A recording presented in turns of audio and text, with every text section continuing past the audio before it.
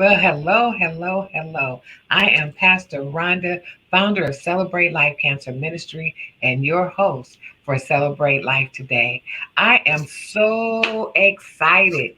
I have Dr. Kari Williams with me. Hi, Kari. Hello, Pastor Rhonda.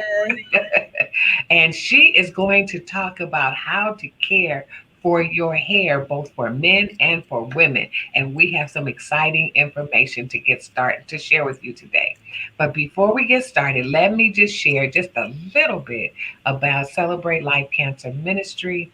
We are a all cancer type support organization, and we help individuals with outreach, which means those that need to have a screening and are having challenges. We can help them get screening through helping them through their cancer journey to help to keep them on the curriculum, the curriculum of care, on the circle of care. And we do home and hospital visitation, telephone buddies, treatment buddies, and even if necessary, hospice support. So we are a all around cancer organization for all cancer types. If you are a cancer survivor or a caregiver that just has questions and needs support, please feel free to reach out to us on our website, which is celebratelife.cm.org. But enough of who we are right now. Let's get started with this hair conversation because African Americans always have questions about the hair. So, Dr. Kari, please share with us. Yes, well, thank you so much for having me on the show today, Pastor Rhonda. And like you said, when it comes to talking about hair, we can talk about hair all day. So I'm super excited. For your viewers, I am a licensed barber, a licensed cosmetologist, and I am a trichologist, which is a specialist in hair and scalp disorders. I have my doctorate. So I work very closely with medical dermatologists to help find solutions around hair loss and scalp discomfort for both men, women, and children. I've been a salon owner for over 14 years, and I have a very strong platform around education, around providing styling services to help keep the hair healthy. A lot of my services, we specialize in natural hair styling. So we don't use extreme forms of heat or chemicals to change the state of the hair, but we find ways to style the hair to keep it in its healthiest state. So I'm super excited to answer any questions that come in, and also too to have this discussion with you, Pastor Rhonda, around hair, because I can talk about it all. Oh, you're muted. One thing that we want to definitely talk about before we get too far off is hair and cancer survivors. But I think we probably, I want to just jump in there, and that surely cannot be the beginning. So, one of the things I enjoyed seeing on your website was that you were science based. Yes. I do a lot of research, and to have evidence based, science based information is truly the best way to go. So, wherever you think we need to start in this conversation, let's start in something that makes sense to us. Yes. Well, I mean, the conversation around hair is so broad. I would say a lot of the questions that I get around hair care and it being science-based, especially because the majority, my market are Black women. So I serve predominantly people who look like me, Black people. And a lot of the questions that come in are around the care of our hair, the products that we should use. And especially after coming out of COVID, we have more and more people. We already had a lot of people who were transitioning back to natural hair. We've seen over the years more and more natural hairstyles that are being seen on larger media platforms and things like that, more examples of it. And there are more questions coming up on how to care for our hair. And so I would say I would just generally start when it comes to the care of our hair that we just need to keep it simple. We just need to keep it simple. So when I talk about simplicity, I like to always tease and say, when I consult with a lot of people within my clinical setting, I'm always seeing pictures or I'm hearing stories about When they were younger, hair is flourishing, it's long, it's thick, it's healthy. And when we start getting into the hair care routine, what were we doing? And I mean, I'm one of these women. We were shampooing our hair, we were putting grease and oil on our hair. We were tying it down, and we were, going about our way. And I feel that what has happened, things evolve. The industry has evolved, but we've become bombarded with so much information. And I think a lot of the simplicity in how to care for our hair has been lost with so much information around products, around regimens, around what's right, what's wrong. And so I like to start off this conversation about how I use the word simple, and sometimes people are just like, Dr. Chair, is it really simple? But it really is about simplifying our routines and getting back to the basics. Okay. Someone says, so when you look good, you feel good, and especially when you start with your crown. Yes, and yes. and someone else made mention that their cancer survivor had alopecia before losing their hair, and Mm. what should they do to help their hair grow? So there are different types of alopecia. In general, the word alopecia means hair loss. So if there was, and there's two types of alopecia. There's a scarring form of alopecia, meaning that the follicles, which supports the hair strands, if they're scarred, then that means they can no longer produce hair. And then there's non-scarring forms of alopecia where there's hair loss that's experienced, but it's only temporary and the hair will grow back. And so for Jill, who's asking the question, depending on the type of alopecia that existed prior to going and experiencing chemotherapy will determine, the hair growth. If you were diagnosed with a non-scarring form of alopecia, and this oftentimes shows up as alopecia areata, where you have like small circles or patches of hair that fall out but grow back over time, then similarly, once the immune system gets back in balance, then the hair should go back to its normal growth cycle. If you experience the form of scarring alopecia, which oftentimes for Black women shows up in the form of traction, whether it's around the hairline, due to styling practices, or sometimes in the center of the head due to styling practices, after you go through chemotherapy treatment, those follicles have still been scarred. So you're not going to experience much regrowth. So to understand how to help your hair grow, we first need to know what type of alopecia you experience, if it's scarring or non-scarring. If you are experiencing a non-scarring form of alopecia, again, you want to make sure this is diagnosed by your doctor. There are oftentimes topical corticosteroids that can be prescribed to help eliminate local inflammation in the scalp that could be preventing the hair from growing. I like to talk to my clients oftentimes about Rogaine, which is a product on the market that everyone is familiar with, the active ingredient being minoxidil. And minoxidil is just one of those ingredients that's been approved by the FDA to show that it does increase hair growth in active follicles. So remember, they're not scarred. But it doesn't mean that the use of Rogaine will completely eliminate hair loss.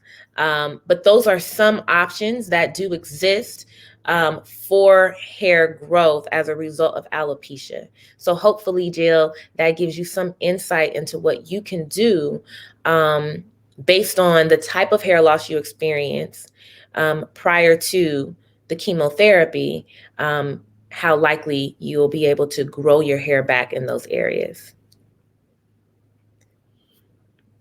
We can't hear your beautiful voice, Miss Ryan.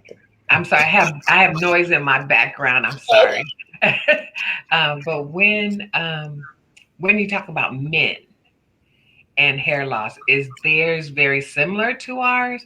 Because I know that all men who have chosen to be bald maybe did not choose by choice. Right. So is theirs different from ours, or is it pretty much the same? Well, when it comes to men losing hair, it's typically due to hormonal reasons. And it's a form of hair loss called androgenic alopecia. And that's a form of alopecia that does show up both in men and in women, but just in different times of life.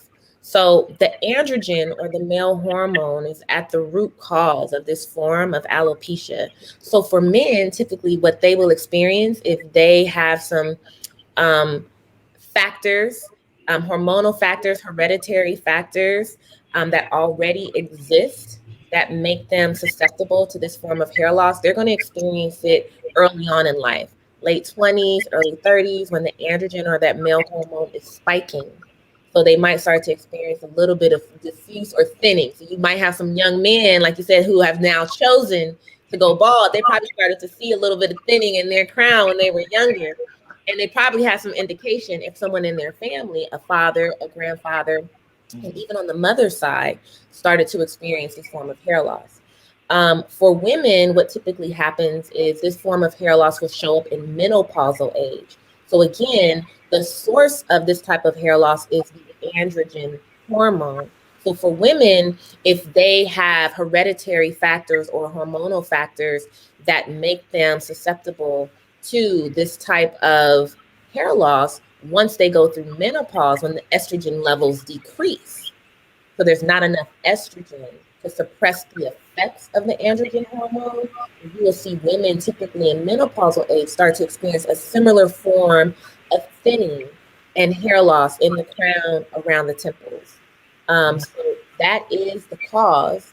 And what I oftentimes recommend for both men and women is the moment you start to experience any type of hair loss, will you notice thinning, or you just notice like there's a shift in the density of your hair, to talk to a professional right away, because it's typically as soon as we can identify the cause of the hair loss, even if it's hereditary and hormonal, the sooner you can begin to incorporate things into your regimen to prevent total hair loss. But at least men, they have like an easier time when they go through it to cut all their hair off. And there's some women who make the choice, but it's a lot harder just because of, hair and what it represents around identity for women to make the choice just to go bald. Yeah. Wow. So, but what about just breaking? Your hair is just breaking, no matter what you try to do. Because I tell you, I had a cabinet full of hair care products. They said it's good for this, it's good for that. And I wish there was a system where we could swap hair products. Okay, I've used these 20 and you've used these five. So let's just swap and you can try these and see if they work. And then I'll try this. Well, I think when it comes to breakage, one of the things that we don't do or we don't even understand is that the health, the strength of our hair starts from the inside out. It starts really systemically. What we see is dead tissue. And so the hair strands that we see, the growth starts on the inside. And all of the cells that become hardened and form this hair strand that we see on the outside is nourished first in the body from just like how all the nutrients and vitamins that we get through food or supplementation, our hair cells need that too. So if you're experiencing, extreme forms of breakage, yes, there are products on the market, we're marketed to all the time, that can help to strengthen this hair strand, this tissue, that can help soften it and do different things. But if you're experiencing excessive breakage, then the question then becomes, for me as a trichologist, what is the lifestyle? What's happening systemically that could be interfering with the hair growth cycle or causing the hair strand to become more fragile, where it's breaking easily? And then there may be some styling practices that are contributing to the fragility of the hair strand. So are you doing a lot of chemical processing on the hair, a lot of heat styling on the hair? And with the products that you're using, are they balanced where you're getting enough moisture to maintain the elasticity of your hair strand and enough protein to keep it strong? So there are a number of factors. But I know, like, as women, there's so many products, we get excited and like they're marketing. They're like, well, this is going to stop your breakage. And we like load up on it.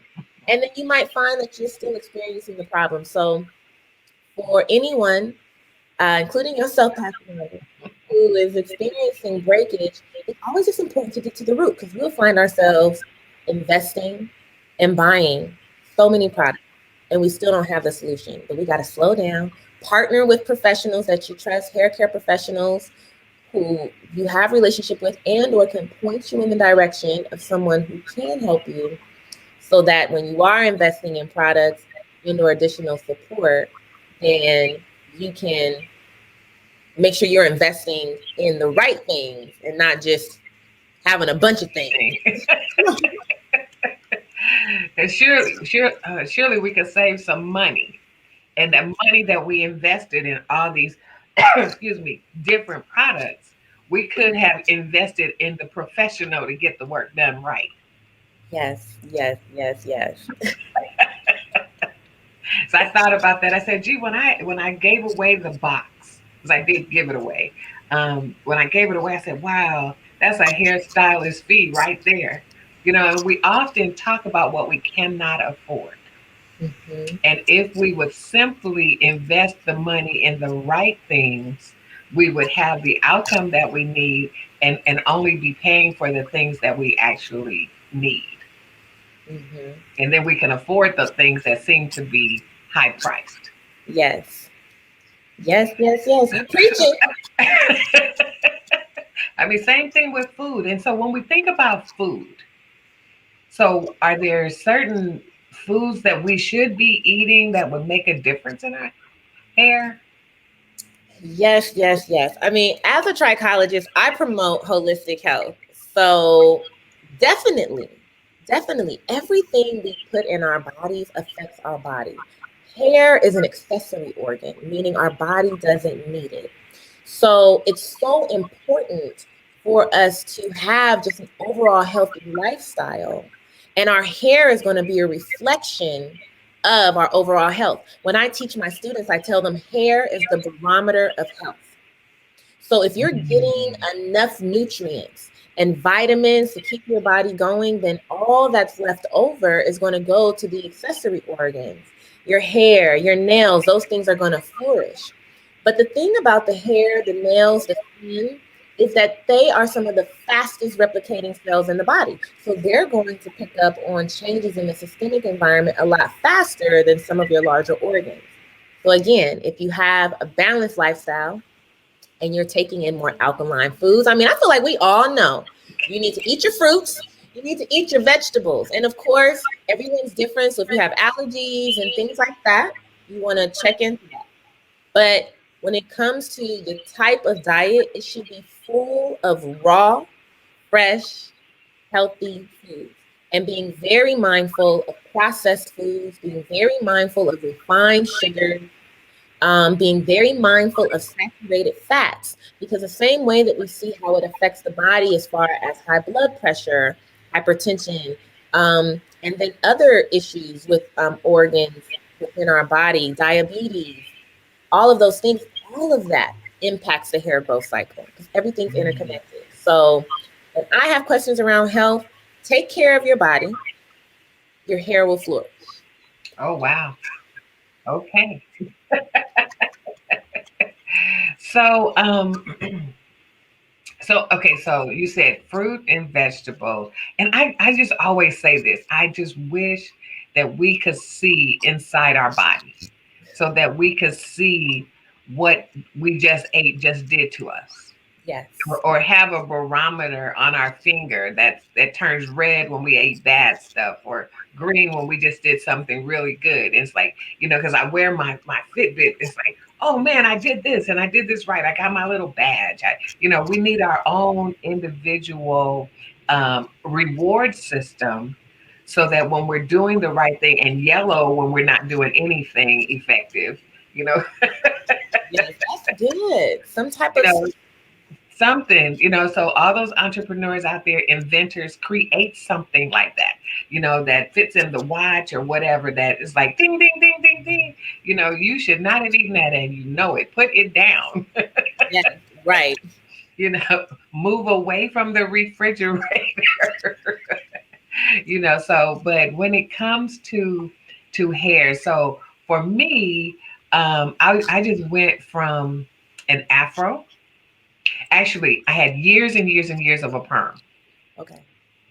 and then I cut it off and started out with an afro. And now all I have to do is blow dry it and put a few curls in it, and I have this. Okay. But the difference between even the new growth and the pressed, or not pressed, but blow dried hair, that tension in between, it seems like it's always breaking off. Yeah. And I'm like, when I blow dry it, it's all nice and soft. And then in a couple of days, it's like, oh my goodness, what happened? Yes, so it could be a couple of factors. I mean, since we're live, if you don't mind me giving you I like don't mind. I live put it out there. information. Okay. I'm looking at your hair. Is it color treated as well, or is it your Yeah, natural brown color? color treated. Okay, so you have some color. And then how often are you applying the heat, like to freshen up your hairstyle? I just once, well, depends on if I have a show. But if I don't have a show, I don't do it. You just keep it I just. clean. Hmm. Okay. And then when you do, though, apply your heat, are you using some type of heat protectant or anything like that? Everything I use all the products I use in the same family. Okay. I'm gonna go ahead and put it out there. Carol's daughter. Okay. Okay, so I use everything is along in that family Okay. because I just think that the chemistry, when people put stuff together and they have a whole line, that they do it so that it works together to get the result that they were hoping you would get. That's exactly right. So you're So doing the right thing. You're staying within the same line of products. That is something that I always advise my clients to do. So you're right on target. So within the line that you're using, is there a heat protectant that you use when you I do it? don't think it said that. Okay. I don't think it said on the one that I have. I Okay. don't think it said that. Okay, so the breakage again, it could be a couple of things. One, you already identified the two different textures. So you have your new growth, which is virgin hair, hair that hasn't been color treated, hair that hasn't experienced a lot of the heat styling and some of the tension that can come from that. And then you have the hair that's been color treated and then gets or has experienced more of the heat styling than your new growth. And so definitely what happens is it does create almost like a line of demarcation, a separation, where as you identified that the point where your new growth meets the hair that's already been out here living, ultimately, is very fragile. It's very fragile. And when you have color treated hair, the hair becomes even more fragile because even though you're not using a chemical straightener, it's still a chemical that's applied that alters the chemistry of your strands. And when you go lighter, so when you're lifting color out of your strands, then that makes the hair even more fragile. And so some of the breakage you may be experiencing could be reduced and or eliminated just by simply incorporating some products into still within Carol's daughter, but I'm sure Carol's daughter has like some form of heat protectant.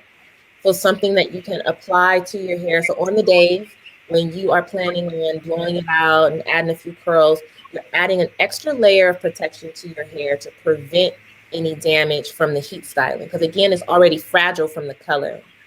And then it's already going to be fragile because you have this new growth and then you have hair that's been straightened. And then another thing is just making sure you're deep conditioning regularly. Do you currently, every time you shampoo, deep condition your hair?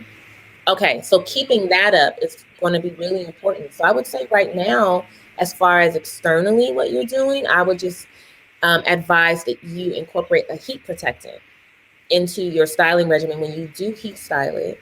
And then just really try to continue to do what you're doing. Limit how much heat you're applying. So if you're doing it once a week, that heat protectant is going to be really important. If you're doing it like twice a month, the less heat that you're applying to the hair, then the less breakage you should experience. Okay. So when we start looking at our natural hairstyles, I'm such a conservative person. And for me, I love it on other people, but I haven't been bold enough to try it for myself because, and I change my mind too often. Mm-hmm. So, but are there some recommendations on maybe certain types of stylists or different types of natural hair from the braids to, and are braids good? The ones with the added extensions for the braids to the twist. I mean, there's so many names out there. Well, first, Pastor Ronnie, you said that outside of blowing your hair out, you wear it curly. So you're Yeah. wearing it natural. Okay. So when we talk about natural hairstyles and natural hairstyling, it doesn't always mean or reflect that it's intertwined into a braid, a twist, or a lock. It's simply you embracing your hair the way that it naturally grows without permanently altering the curl. So even now, when I look at your hair, it's your natural hair. It's not chemically straightened. I mean, yeah, you added some color, but your hair is natural. And when you wet it, you're going to see even more of the natural curl in it. Right. I just want to encourage you, let you know, like, even though you're conservative, you've found a natural style that fits you. When it comes to other styles, it just might take a little bit of just stepping out of your comfort zone if there's something that you find yourself really attracted to, if it is a braid or a twist style. And I always like to say you can start without extension, especially for a woman like yourself who's Mm, been styling your natural hair. If you do see some things, start with styles that match the silhouette you're comfortable with. So you wear a beautiful, short, curly look. So that might mean you might want to try maybe like a little rod set, where you can get more defined curls, or like twists or something like that. But when we talk about braid styles and like, are they really good for us, and like other extension styles, really what it comes down to, as you mentioned, is the actual stylist.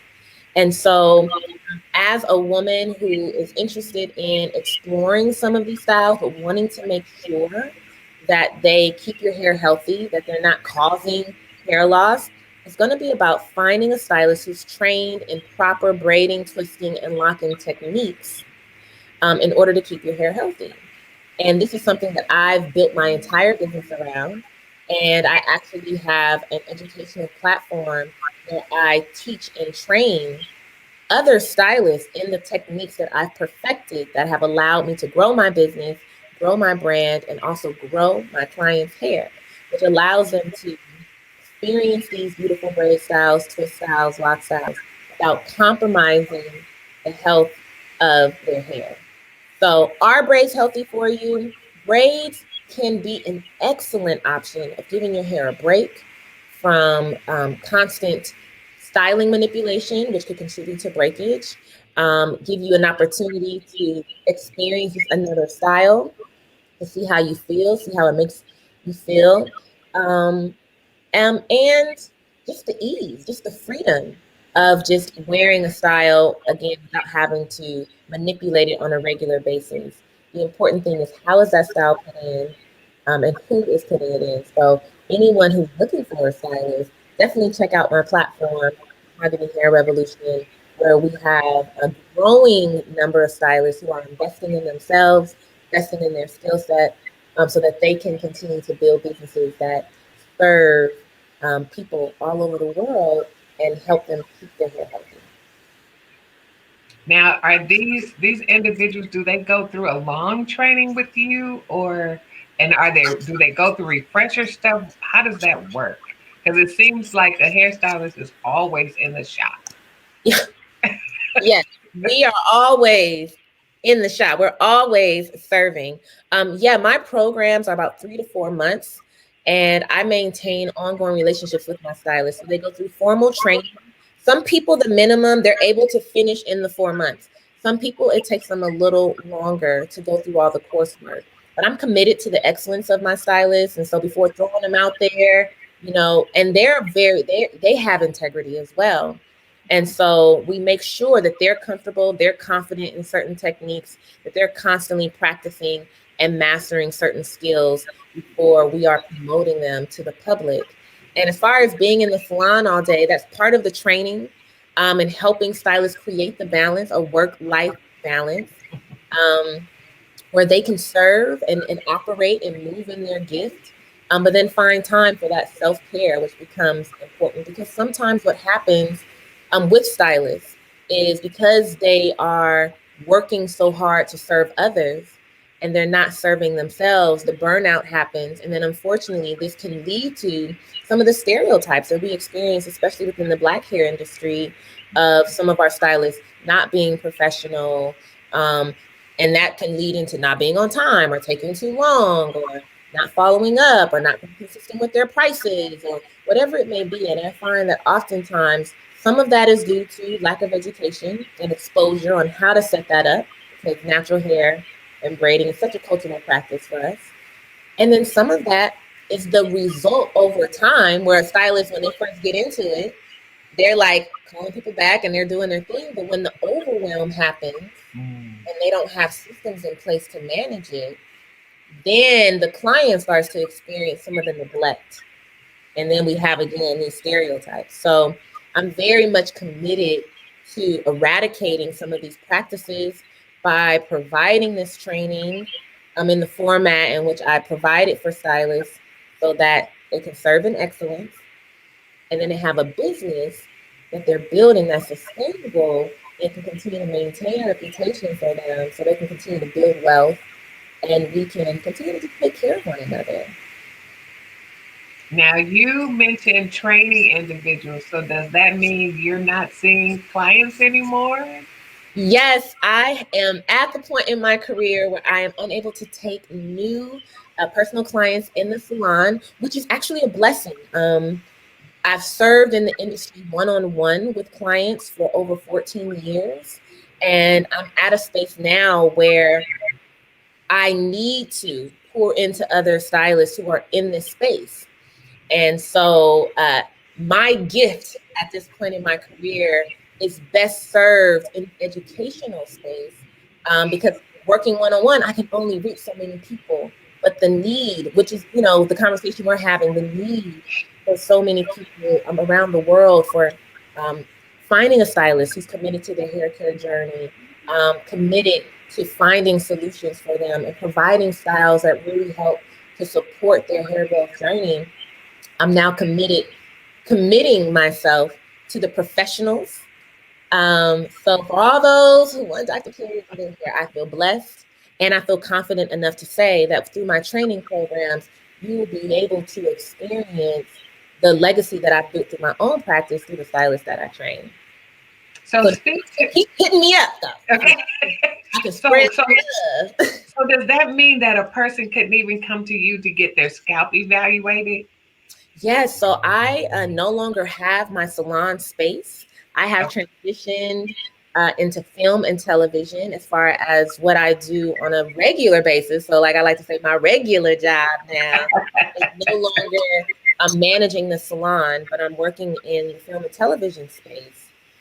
So, unfortunately, again, along with hair care styling services, I no longer offer the one-on-one trichology consultations. But I also have a trichology certification program. So I have trichologists who I've trained and who've actually trained with me for years. So I have about 3 trichologists for sure who've been with me for about 5 years, training with me. I've mentored them. They're very confident and they are making steps in their own right as trichologists in this industry who, when I encounter individuals or people inquire about consulting services with me, I'm able to put them in touch with one of the certified trichologists on my team. And I also work very closely with the dermatologist. So if through an initial inquiry, I determine that actually they need more medical help, and I know that the step of the trichologist will just be an extra step that's going to lead them to the dermatologist, I just refer them straight to the dermatologist. Okay. So let's talk to the one who is interested in going into cosmetology. Okay. So, what would you say to them? This is someone that has potentially been doing hair in the kitchen for Mm-hmm. a few years and saying, you know what, I really think I'm ready to make this a business. What would you say to them? I would encourage the person who wants to step into cosmetology to take the step, to invest in yourself and take the step to get the licensing that you need so that you can fully build a sustainable business. In my own experience, what I found, especially when you're starting off with your gift, your talent, and you're working out of your home, that next step can feel intimidating. It can feel a little scary. There can be a little bit of insecurity around it, whether it's about just the actual action of going to school or even sometimes the financial investment that's required in order to secure that license. One thing that I like to teach and encourage is that an investment in yourself is invaluable. You're going to always get the best return. And so to not allow any type of fear that might try to grip you from moving even more into your career, because again, similar to where I am, you get to a point when you're serving where you realize I've outgrown this space, this season. So if you are the stylist who's been working out of your home and you get this unction in your spirit, I feel like I want to go to cosmetology school, but I'm not sure. There's something in you that's letting you know you're outgrowing your space. And I would just encourage you to lean into that, because when you lean into it, the next level is there. And to believe in yourself that the same thing that you were able to do in your living room when you were just like, I'm having fun, and now you're feeling like, I need to take this to the next level, that you have exactly what it takes to go to school and get what you need so that you can continue to move forward to serve more people. Because again, my journey, I started in my living room, and it got to the point where I realized I'm stifling my growth when I stay in my house, because the reality is I'm not serving everybody.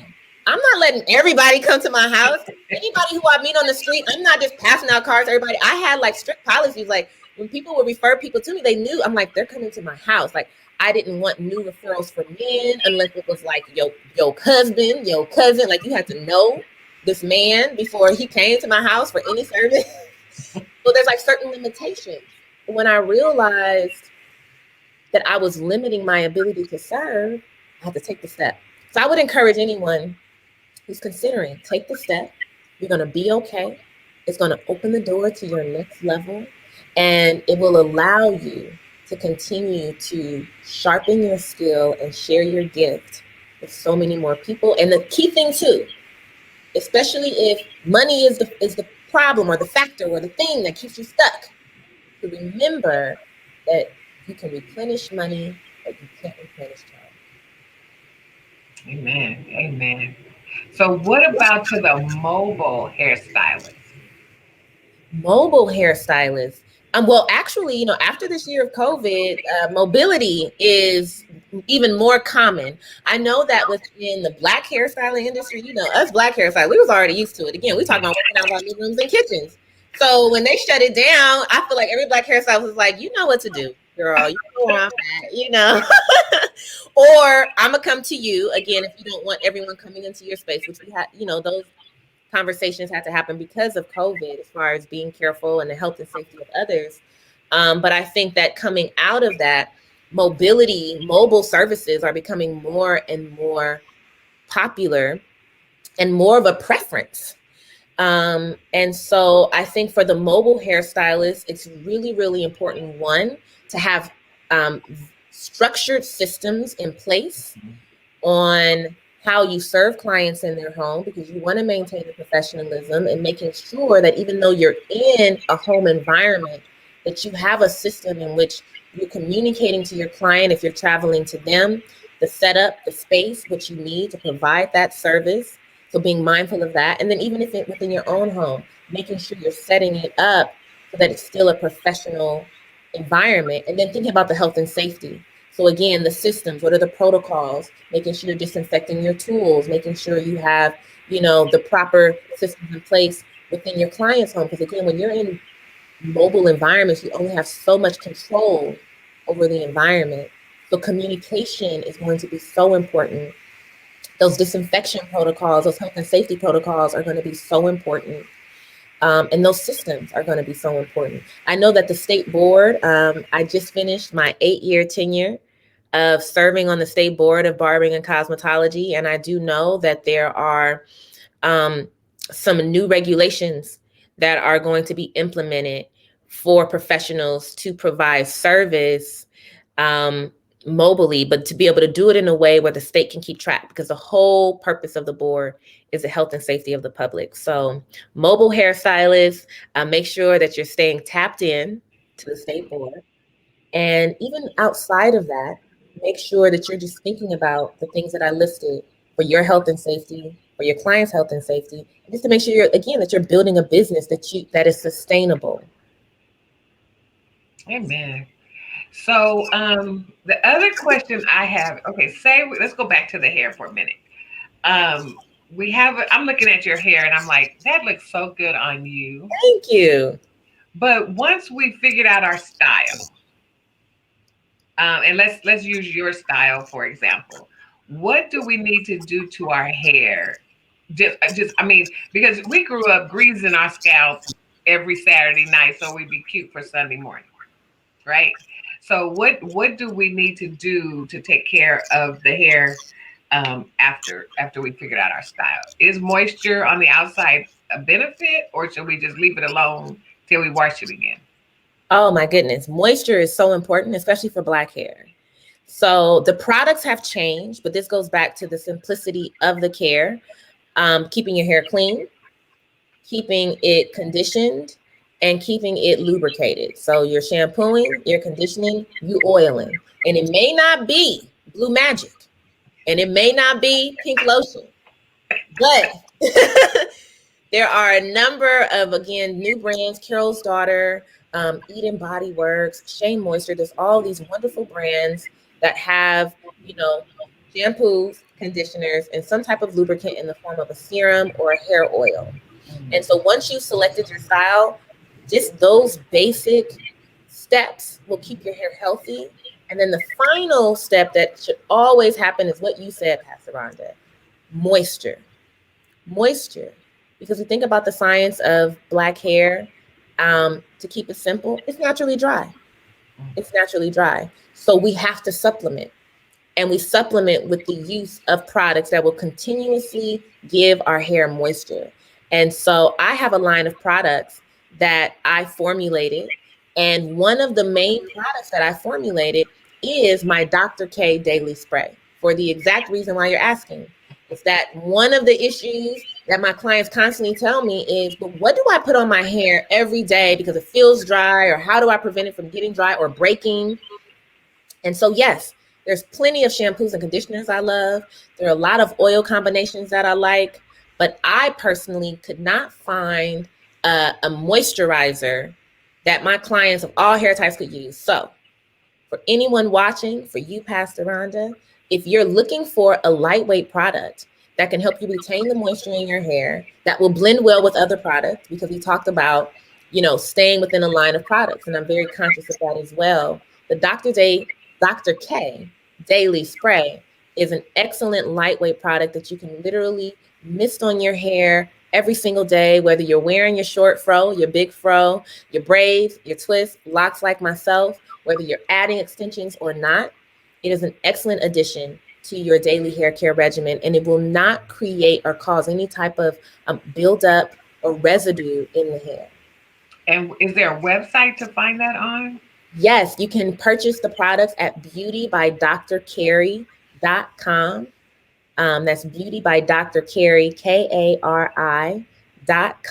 I also have a comb out cream. So when we talk about protective styles and things like that, and breakage, a lot of breakage happens during that comb out process, whether you're just detangling your hair because it's time for you to comb your hair, or you're removing a style. A lot of breakage comes through or during that removal or comb out process. So my comb out cream helps to make that process a lot easier. It makes the tangling easier. It reduces breakage. It's a great pre-shampoo treatment, as well as I've gotten feedback from a lot of customers and clients that it can be even used as a leave-in. It's safe. Pre-shampoo. Tell me about that. Pre-shampoo. So if you have, again, you're experiencing a lot of dry hair, you feel like your hair is really dry or it's tangled or matted, prior to shampooing your hair, you saturate your hair with the comb out cream. And what it does is it begins to hydrate and lubricate the strands. So it begins that process of softening, hydrating, lubricating the strands. It starts to gently remove dirt or buildup that is stuck to the hair strands or might be causing, a little bit of tangling and matting in the hair. And one thing that is so important, especially for Black people, especially for anyone with curly hair, is before you shampoo, you always want to make sure you completely detangle and comb out your hair. Because as soon as those curls or those coils hit that water, they're going to retract. And if you have buildup or any existing knots that you did not comb through prior to shampooing the hair, your curls are going to retract around those areas, and it can cause more knotting and more tangling after you shampoo. So then you find yourself shampooing, and then now your hair is tangling. You're like taking your time and you're putting conditioner and you're trying to comb it out. Use the Dr. K comb out cream first. First step. And you can avoid all of that potential drama that can happen after you shampoo your hair. Someone told me, okay, what is the deal with the squeaky clean? One of the things they said was that we need to clean our scalp better than we have been, and where a lot of shampoos don't really do that. They clean the hair but not the scalp. Is that something we should be concerned with? Yes, definitely cleansing the scalp is really important. And a lot of us neglect cleaning the scalp, especially if you have a lot of hair and it's really thick. We see the shampoo commercials and they just lather in, and they don't oftentimes look like us, but they just lather in their hair, and no one's cleansing the scalp. And this is really important because what I find is that a lot of people, men and women and children, start to complain of itchy scalps, flaky scalps, things that they're like, I never experienced this before. But what happens is if the scalp is not cleansed thoroughly, there's an accumulation of dirt and natural oils that the scalp produces, oils that you're adding that will build up on the scalp and start to cause these disorders. So making sure you're cleansing the scalp is important. And then using a clarifying shampoo, as you stated, Pastor Rhonda, there are a lot of products. We focus on using moisturizing shampoos, and there are some cleansers in the moisturizing shampoos that will gently lift and remove dirt. But when we're talking about really cleansing and removing buildup from the scalp, you want something that's clarifying. How you identify a clarifying shampoo is that it's typically more clear. So you have like your opaque, kind of creamy shampoos. Those are more moisturizing. But if you have like a clear shampoo, sometimes they're labeled as clarifying shampoos or deep cleansers. They typically have ingredients like tea tree oil and peppermint, which are essential oils that naturally help to eliminate, they're like antibacterial agents and eliminate itching and inflammatory things on the scalp. And so you want to focus on finding these types of products. And when you do, don't do this. You want to part through your hair and actually apply the shampoos directly to your scalp. No. Wow. And focus on building the lather from there so that you're cleansing the scalp. And then when you get to your moisturizing shampoo, if you want to do a little bit of herbal essence, you want to do that, then that's great. But you want to make sure that you're definitely getting dirt and buildup from the scalp. Now, I was watching YouTube the other day, and they were cleaning the hair more with like a milking the cow kind of technique. Is that something versus the herbal essence? Because I know exactly. Yes. I remember that commercial. And I'm being funny, but I'm so glad you brought that up because I actually do not recommend you piling the hair on top of the head, especially as curly coil girls. Definitely washing the hair in a downward motion prevents tangling and matting of the hair while shampooing. So that is actually not the right movement for curly hair. You do want to make sure that you're shampooing, rinsing the hair in one direction. Awesome. And then the probably one of the last things we get to talk about is the chemicals in the product. Okay. I heard you mention essential oils. When we're looking for, hair care products for curly hair, what are there any things that are in there that are really like, oh no, don't get that one. Don't put that product in your hair. Well, you definitely want to avoid products that will overly dry out the hair. And I have this conversation a lot, especially when it comes to like the different alcohols. So you'll look at a label on your products, and there's different types of alcohols. You'll see like a sterile alcohol, a ceteral alcohol. But then if you see like an isopropyl alcohol, then you want to stay away from that. So the way that I like to simplify it for consumers, so you're not trying to like remember all these scientific names, is when you see the word alcohol on a label, don't immediately freak out, because there are a lot of these fatty alcohols, like your ceteral and your sterile alcohols, which are emulsifiers. And they're needed to help blend like the water and the oils in the product. So you want to say yes to C and S, meaning if you see any type of alcohols that start with a C or a S, then yes, you good. But you want to say nope to the prop. So if you see any alcohols that have that prop, whether it's a prefix or a suffix or it's in there, like isopropyl, it's in the middle, then you got to just, no, I shouldn't, get that product. So that's definitely an ingredient that I would say we need to avoid. Parabens. I know a lot of consumers, well, some may be familiar, some may not, but in recent research, it's been found that parabens have been linked to certain cancers, especially cervical cancer in women. So you want to avoid products, and a lot of products now, because this research has come out, they'll say right on the label, no parabens. So you just want to check to make sure that you are avoiding products with parabens in them. Now, a controversial, well, I'm calling it controversial because of my own scientific understanding of this ingredient, is sulfates. So I know over like the last 10 years, we've been in this movement of sulfate free, sulfate free, sulfate free, and we've gotten away from the use of sulfates. The reality is a lot of product chemists still actually put sulfates in your products. They just go under a different name, and they may just be milder. And a sulfate is ultimately a surfactant that cuts through dirt and grease. And it is very strong. And when you look up what a sulfate does, because you don't just see sulfates in hair care products, it's in your toothpaste, it's in other products as well, is it can be an irritant, especially when used on a regular or consistent basis.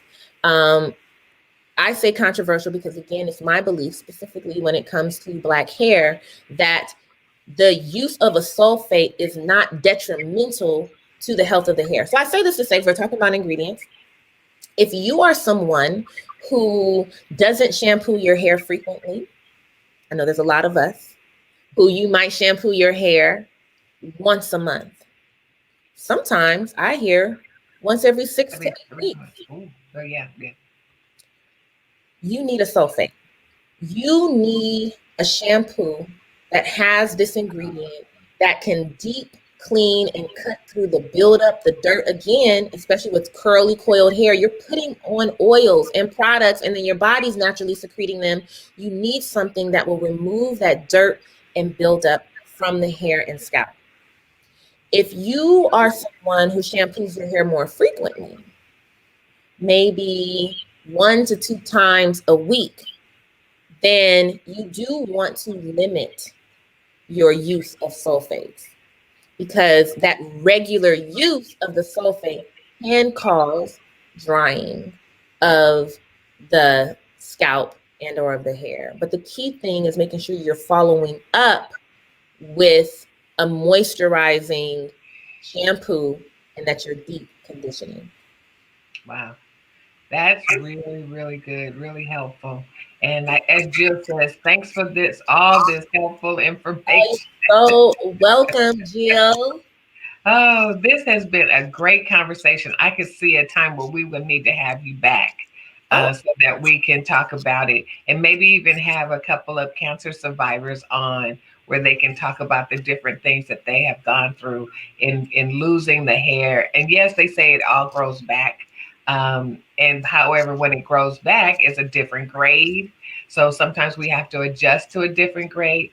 But the reality is, as far as what I have seen, it actually kind of comes back to what it was originally. yeah.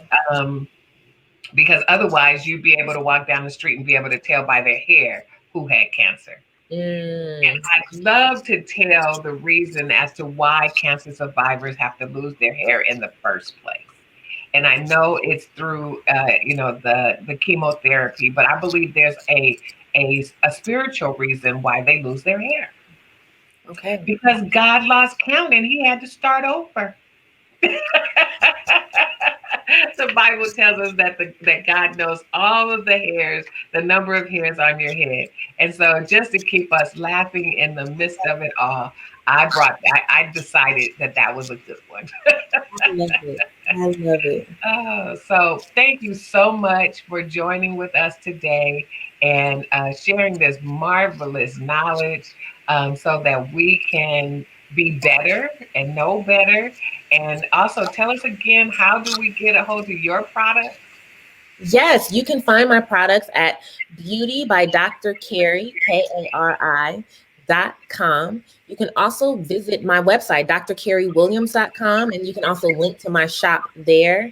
And if you're on social media, you can find me on Instagram at Dr. Kari Will, Will, as well as on Facebook, Dr. Kari Williams. So did I do it right? Beauty Yes, Beauty by by, all drkarry.com. right. Yay. So, so again, thank you so very much. And Dr. Kari Williams has presented us information today about hair care for both men and women. And we also wanted to, again, let's see, I got so much going on over here. Um, remind you that we can definitely support Celebrate Life Cancer Ministry. If you are a cancer survivor and looking for support or a caregiver that's helping someone throughout the journey, feel free um, to reach out to us on our website at celebratelifecm.org and give us a call at 323-577-5443. It has truly been a privilege to be with you today, and we look forward to seeing you next time. And as we always say, until next time, choose life.